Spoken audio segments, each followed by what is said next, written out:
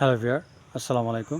মাওলানা রুমি রহমতুল্লাহ বলেছেন, যদি মহান আল্লাহ তাআলা আপনার পথ প্রদর্শক হয়ে থাকে, আপনার ভয় কোথায়?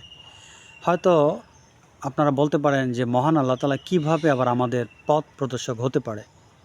এটি একটি ভাইটাল কোয়েশ্চেন যে তিনি কিভাবে আমাদের পথ প্রদর্শক হতে পারেন। পথ প্রদর্শক বলতে তো এটাকে আমরা বুঝি যে একজন টিচার যিনি সবসময় আমাদেরকে মোটিভেট করে থাকেন, গাইড দিয়ে থাকেন। কিন্তু মহান আল্লাহ তাআলা তো আমাদের সাথে থাকেন না। তিনি কিভাবে আমাদেরকে সবসময় গাইড দিবেন? এটি কিভাবে সম্ভব?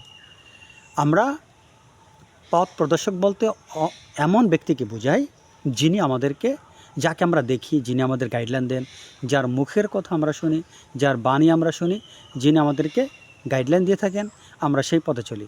তো মহান আল্লাহ তাআলা কীভাবে আমাদের গাইডলাইন দিবেন? তিনি কি আমাদের সাথে থাকেন? তাকে কি আমরা দেখি? আমরা তার কাছ থেকে কীভাবে গাইডলাইন পাবো? তিনি বা কখন আমাদের গাইডলাইন দিবেন? তিনি কি আমাদের সাথে কথা বলেন? অনেক কোশ্চেন কিন্তু এখানে এসে যায়। নাকি মাওলানা রুমি নিজে কথাটি ভুল বলেছেন? যে মহান আল্লাহ তাআলা যখন কোনো বান্দাকে গাইড দিয়ে থাকেন, পথ প্রদর্শক করে থাকেন, পথ প্রদর্শন করে থাকেন, তখন তার জন্য কোনো ভয় থাকে না। তাহলে এখানে মহান আল্লাহ তাআলা কীভাবে গাইড দিবেন? বান্দার সাথে কি তিনি সরাসরি কোনো যোগাযোগ করেন? চলুন এই বিষয়ে একটু আলোচনা করি। সঙ্গে আছে আমি প্রবাসী ইফতেখার আহমেদ রতন। মাওলানা রুমি রহমতুল্লাহ আলাইহি যেটা বলেছেন সেটা হচ্ছে একজন কামেল ব্যক্তির ক্ষেত্রে। কামেল ব্যক্তি কেমন? যিনি আত্মশুদ্ধির মাধ্যমে, সাধনার মাধ্যমে, যিনি কঠোর তপস্যার মাধ্যমে মহান আল্লাহ তাআলার নৈকট্য অর্জন করেছেন, এই ধরনের ব্যক্তি সর্বদা মহান আল্লাহ তাআলার গাইড পেয়ে থাকেন। শুনতে অবাক হচ্ছে বা ভাবতে অবাক হচ্ছে যে কথাটি কেমন? হ্যাঁ, অবাক হবারই কথা। যারা কঠোর সাধনার মধ্য দিয়ে, আত্মশুদ্ধির মধ্য দিয়ে যারা মহান আল্লাহ তাআলার নৈকট্য অর্জন করেন, তারা সবসময় মহান আল্লাহ তাআলার কাছ থেকে সাহায্য পেয়ে থাকেন। তারা কখনো বিপদগ্রস্ত হন না। যে কোনো বিষয়ে তারা মহান আল্লাহ তাআলার কাছ থেকে সাহায্য পেয়ে থাকেন। সেটা কীভাবে সম্ভব?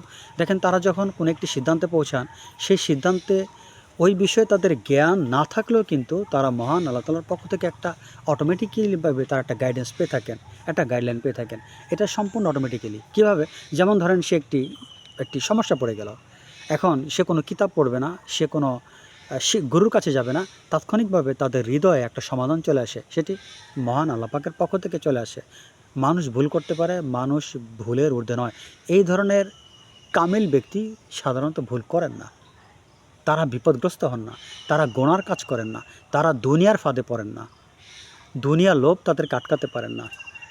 তারা সবসময় নিজেদেরকে সেফ রাখতে পারেন। যখন তারা কোনো সমস্যা পড়ে যান মহান আল্লাহ তাআলার পক্ষ থেকেই, তখন তাদের জন্য তাদের হৃদয়ে একটা সমাধানের দরজা খুলে যায়। তারা সেই গুপ্ত জ্ঞানের সাহায্যে কিন্তু তারা নিজেদেরকে উদ্ধার করতে পারেন। এটি কিন্তু আপনার আমার মতো সাধারণ লোকদের এটি অর্জন করা সম্ভব নয়।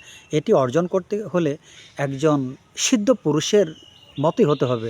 একজন সিদ্ধ পুরুষ হতে হবে। একজন সিদ্ধ পুরুষ তিনি কখনোই বিপদে পড়েন না। তিনি সব কিছু আগাম জানতে পারেন। ভবিষ্যতে কোন বিপদটা হবে সেটাও তিনি জানতে পারেন। এক কথা যদি বলি, তাদের সাথে মহান আল্লাহ তাআলার একটা অলওয়েজ যোগাযোগ থাকে।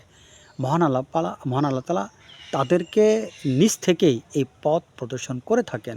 বিধায় তারা কখনো ভুলে বা কোনো বিপদে পড়েন না। এইটাই রুমি সাহেব বলতে চাচ্ছেন যে মহান আল্লাহ তাআলা যদি আপনার পথ প্রদর্শনকারী হয়ে থাকেন, মহান আল্লাহ তাআলা যদি আপনাকে পথ দিয়ে থাকেন, তাহলে আপনার ভয় নেই। তার মানে আপনি যদি কামিল ব্যক্তি হয়ে যান, আপনার জন্য পথ হারানোর কোনো ভয় থাকবে না। যেহেতু মহান আল্লাহ তাআলা সর্বদা আপনার সাথে স্টে করছেন। ছোট পরিসর আজকের ভিডিওটি এখানে শেষ করতে যাচ্ছি। আল্লাহ হাফেজ।